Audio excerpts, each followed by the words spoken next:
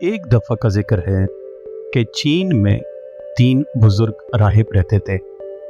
ان کے نام آج تک کسی کو نہیں پتا، صرف اس لیے کہ انہوں نے کبھی اپنے نام بتائے ہی نہیں۔ وہ صرف 3 ہنسنے والے راہب کے طور پہ جانے جاتے ہیں۔ وہ ہمیشہ ساتھ سفر کرتے تھے اور ہنسنے کے علاوہ کچھ نہیں کرتے۔ وہ کسی گاؤں یا قصبے میں داخل ہوتے، اس کے مرکزی چوک کے بیچوں بیچ کھڑے ہو کر ہنسنے لگتے۔ جو لوگ وہاں رہتے اور کام کرتے تھے آہستہ آہستہ ان 3 راہباں کے ساتھ ہی ہنسنا شروع کر دیتے، یہاں تک کہ ایک چھوٹا سا ہنسنے والا ہجوم بن جاتا اور آخر کار یہ ہنسی پورے گاؤں یا قصبے میں پھیل جاتی۔ یہ وہ لمحہ ہوتا تھا جب وہ 3 بوڑھے راہب اگلے گاؤں کی طرف چلنے لگتے۔ وہ ہنسی کے ذریعے ہی بات چیت کیا کرتے اور کبھی کسی سے بات نہیں کرتے۔ یہی ان کی دعا اور تعلیم تھی۔ پورے چین میں ان کی عزت اور احترام کیا جاتا تھا۔ ایسے روحانی استادوں کو لوگوں نے کسی بھی دور میں نہیں جانا تھا۔ ان کا خیال تھا کہ زندگی ہنسنے کا ایک موقع ہے اور اسے ایک لطیفے کے طور پر دیکھا جائے۔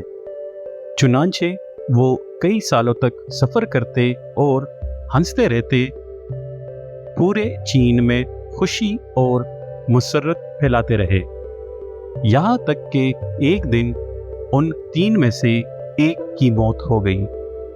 لوگ حیران رہ گئے اور دور دور سے یہ دیکھنے کے لیے بھاگے کہ باقی 2 راہباں اس واقعے پر کیا رد عمل ظاہر کریں گے۔ لوگ توقع کر رہے تھے کہ وہ غم کا اظہار کریں گے یا روئیں گے۔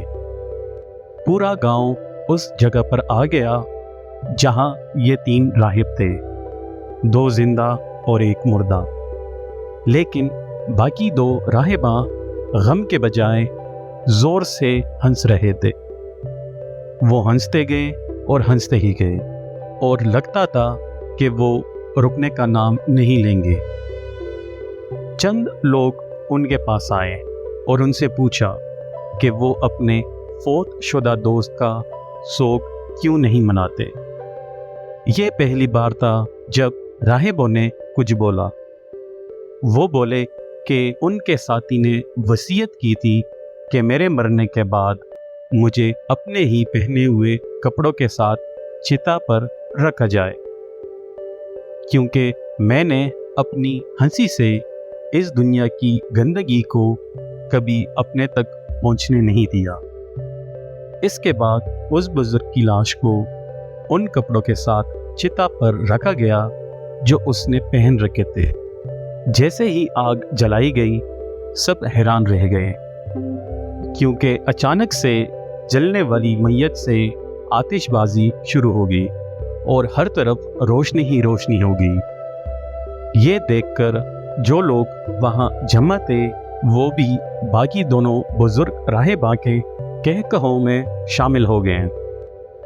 آپ نے دیکھا، شاید ہمارا اس دنیا میں رہنے کا مقصد یہی ہے کہ ہم ہنسیں اور دوسروں کو ہنسائیں اور کبھی بھی خوشی اور ہنسی کا موقع ہاتھ سے نہ جانے دیں۔